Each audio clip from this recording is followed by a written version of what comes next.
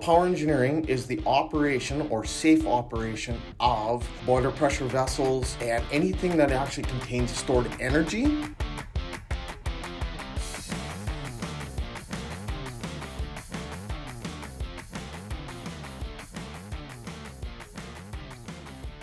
The thing with Suncrest is that the school is small.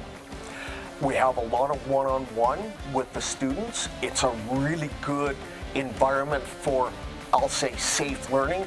You're allowed to make mistakes. It's a real spark for the instructor to see how well that the students do engage, and that's rewarding in itself.